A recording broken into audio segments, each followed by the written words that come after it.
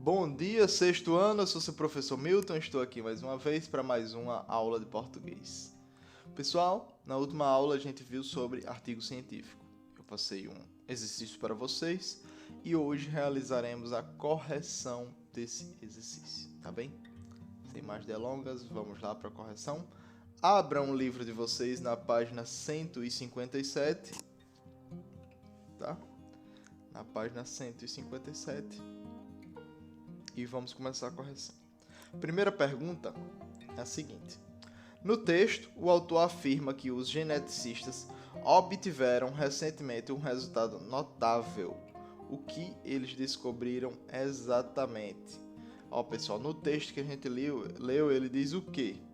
Ele diz que os geneticistas eles descobriram que as esponjas elas podem ter entre 18 mil e 30 mil genes, números que podem se comparar a moscas, a humanos e a incontáveis espécies. Esse é o trechozinho que ele diz aqui. É isso que eles descobriram, tá? Descobriram o quê? Descobriram que as esponjas têm uma certa semelhança com o ser humano. Os genes, a quantidade de genes que tem na esponja também tem no ser humano, também tem nas outras espécies. Ou seja, eles descobriram que a esponja também é uma forma de vida, talvez tão complexa quanto qualquer outra, tá? Então, vamos para o 2. Para qualificar os resultados das pesquisas dos geneticistas, o autor utilizou o adjetivo notável. No texto, poderíamos substituir esse adjetivo por implausível? Justifique sua resposta. Pessoal, vamos lá. Primeiramente, a gente tem que se ater ao significado das duas palavras. Notável. O que é notável? Notável é uma coisa que se nota. É uma coisa que é aparente, tá?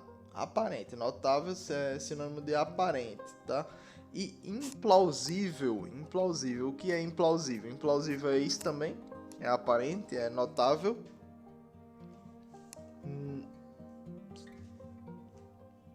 É? Não, né? Então, não. A resposta é não. Implausível quer dizer que é algo que é pouco provável de acontecer. Notável é que é evidente, salta aos olhos, você nota. Implausível é coisa que é pouco provável de acontecer.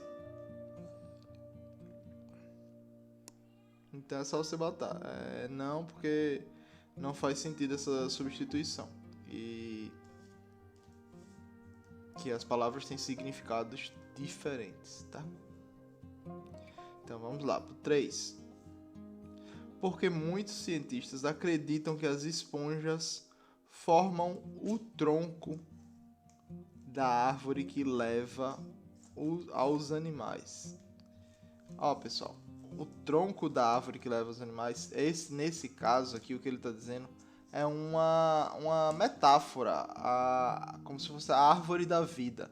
Quando você estuda biologia, você vê que tem a árvore da vida e os galhos dela vão dando origens às outras espécies. Se ele está dizendo que ela está no tronco, quer dizer que ela está na parte que dá origem às outras. Ela é um ancestral de todas as outras.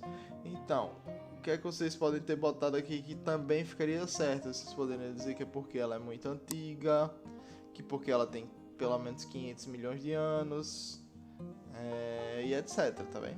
Vocês poderiam dizer isso, que é porque é por causa da idade dela, que ela vem muito antes dos galhos, por isso que ela é o tronco. Segundo o texto, de qual ser vivo se originou o homem? Segundo o texto, o homem, ele, além dele, todas as outras espécies animais tiveram origem na esponja. A gente um dia foi uma esponja. Número 5. No texto, Glaser faz uma referência a Charles Darwin. Qual era a teoria desse cientista? Isso aqui vocês não são obrigados a saber, porque isso é uma aula de português, né, pessoal? E isso também não vem no texto. Contudo, o Charles Darwin ele tem a lei da evolução das espécies, tá? O que ela dizia? Segundo ela, os organismos eles se originam de outros mais primitivos por meio de mudança genética. De que forma aconteceria isso? Ah, professor, era um macaco e no outro dia virou um humano. Ah, professor, era um rato e no outro dia virou um macaco. Não. É uma mudança pequena de geração em geração. Vamos supor, você começa a nascer sempre seres humanos com 6 dedos. Vamos supor, nasce um dedinho aqui do lado. Aí esse dedo começa a fazer diferença na nossa vida. Faz esses seres humanos que nasceram com esse dedo extra conseguir propagar mais a espécie deles, ou seja, ter mais filhos e os filhos deles terem um dedinho um pouquinho maior e melhor, e irem fazendo isso conforme passa de geração em geração, geração em geração, geração em geração. Passado 1 milhão de anos, passado 10 mil anos, a diferença vai ser grande, é capaz de ter 2 dedos a mais na mão de uma pessoa, tá? A diferença vai ser essa. É assim que ocorre a evolução, tá? É assim que ela se ocorre, assim que a gente pode observar ela. Por que tanta gente descredita isso, acha que isso não acontece? Por quê? Porque é difícil de ser observado. Como é que você vai observar alguma coisa de milhões de anos? Ah, professor, como é que os cientistas sabem como era antigamente? Eles sabem pelo quê? Por reconstrução de fósseis, pelas tecnologias que se tem hoje em dia, que você consegue datar exatamente a idade daquela coisa que você achou, tá? Tem outros diversos métodos, tá bem? Vamos seguir adiante. Número 6. Por que é impossível identificar todas as formas de vida que já existiram no planeta? Por quê? Porque essa identificação é difícil. Porque se perde, né? Se perde. Nem todo fóssil, nem todo material conseguiu se conservar o suficiente para que seja achado pela gente no outro lugar. Alguns deles, mesmo que sejam encontrados, é muito difícil ter a identificação. Então, é por causa da perda do tempo e por causa da identificação que é dificultada. Vamos ver agora o número 7. Número 7. Transcreva do penúltimo parágrafo do texto a palavra que o autor qualifica a história do nosso planeta. O penúltimo parágrafo, vamos lá, penúltimo. Vamos ler novamente. Segundo, devemos considerar a ideia que a evolução da vida não pode ser separada da dramática história da Terra. Dramática. É assim que ele define. Dramática. Número 7, a resposta é dramática. Número 8. Ainda sobre esse parágrafo, transcreva a expressão que o autor utilizou para justificar o uso da palavra que você transcreveu na questão anterior. Ainda nesse parágrafo, a gente tem que transcrever a expressão que o autor utilizou para justificar o uso da palavra, tá? Porque ele usou dramática. Vamos lá. Dramática história da Terra. Cataclismas globais, como a queda de um asteroide ou grande erupção vulcânica, redefiniram a evolução da vida. Cataclismas globais. A resposta é cataclismos, aliás, globais, tá certo? É isso. Agora é qual? Agora é o número 9. Por que as esponjas não podem se tornar fósseis? Por que elas não podem se tornar fósseis? Tá? Pessoal, vocês já viram a esponja? A espécie esponja mesmo, vocês já viram? Ela se parece com o quê? O nome da esponja que a gente usa para lavar prato se dá a aparência que é parecida com essas esponjas, as esponjas da espécie. Ela tem um bocado de furinho, assim, parece uma lixazinha cheia de buraquinhos. E ela é um ser vivo.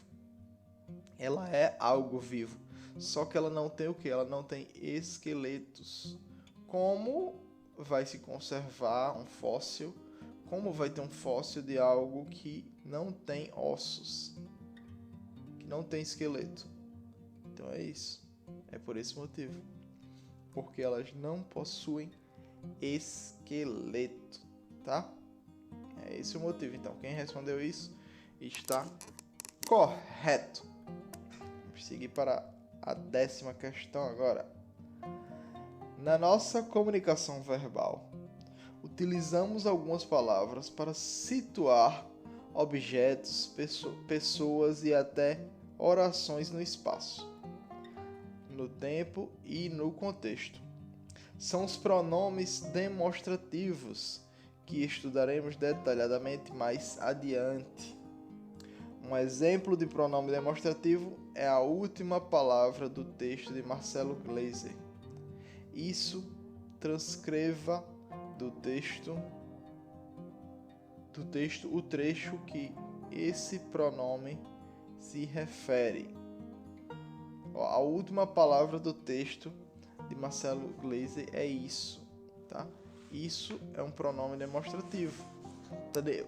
O que é um pronome demonstrativo? Primeiramente, pessoal, mais pra frente a gente vai estudar isso, mas aqui eu posso dar uma préviazinha para vocês. Pronome é quando você utiliza de alguma coisa para substituir o quê? O nome. Se eu digo eu fui à padaria, eu estou usando um pronome o quê? Um pronome pessoal. Eu fui à padaria. Eu não estou dizendo Milton foi até a padaria, tá? Pronome a gente substitui o nome. Pronome demonstrativo, a gente substitui o nome de algo que a gente está demonstrando, algo que a gente está mostrando, tá? Pronome demonstrativo. É isso. E a palavra que ele está dizendo aqui é isso. Então a gente tem que saber o que é que ele está mostrando. Tá? Vamos voltar lá para o último parágrafo. Vamos ler novamente o último parágrafo. E vamos compreender. Tá?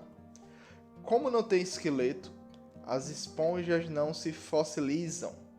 É plausível que tenhamos perdido muito do filme. Outras formas de vida, com genética mais simples, talvez protoesponjas, devem ter existido, como em arqueologia ou em cosmologia. Temos de aceitar que nunca veremos o filme inteiro. O desafiador é destrinchar a história com as partes que conseguimos ver. A beleza da ciência é que podemos fazer isso. Então, pessoal, o trecho que ele se refere aqui, que ele pergunta, é a palavra isso, né? Ele estava querendo saber a palavra isso, aquela última palavra. Então, ele está se referindo ao quê? O que é isso aqui? Isso aqui é o desafio, tá? Isso é o desafio, ele está se referindo ao desafio. Ó. O desafio é destrinchar a história com as partes que conseguimos ver. Destrinchar isso, o que é isso? Destrinchar a história com as partes que conseguimos ver. Ou simplesmente o desafio de destrinchar. Mas como ele está pedindo para transcreva essas partes todinhas. O desafio é destrinchar a história com as partes que conseguimos ver. Tá? É isso aí. Vamos para a última questão agora, tá? A última questão do exercício. É a 11ª. No último parágrafo do texto, o que Gleiser quis dizer com esse trecho? Temos que aceitar que nunca veremos o filme inteiro. Ó, pessoal, ele diz isso logo depois dele ter dito que as esponjas não preenchem totalmente uma certa lacuna, um espaço na linha evolutiva. E a gente tem vários desses espaços. Por quê? Porque, como eu falei, nem toda a espécie foi conservada, nem tudo foi conservado, nem tudo foi garantido que passou pelo exercício dos milhares de anos, pelas idas e vindas por explosões por vulcânicas, geleiras. Não tem como ter todas as espécies terem passado e ficado conservado com isso. Então, quando ele diz que não vamos ver o filme inteiro, é isso que ele está fazendo analogia como se a história fosse um filme. A gente nunca vai saber ele todo, só que a gente tem que saber o que aconteceu a partir dos pedaços que a gente está conseguindo ver. E juntar os pedaços, um pedaço aqui, um pedaço aqui, um pedaço aqui, um pedaço aqui, juntar para ver se a gente consegue ver um todo. Porque a gente vê desse daqui foi para aqui, aqui tem um espaço mais maior, aqui e aqui menor, um espaço maior, um espaço menor. É desse jeito, tá? E aí conseguir enxergar o filme completo, mesmo que faltem alguns pedaços. É isso que ele quis dizer. Então, pessoal, a aula vai ficando por aqui. Muito obrigado pela atenção de vocês e até mais. Valeu!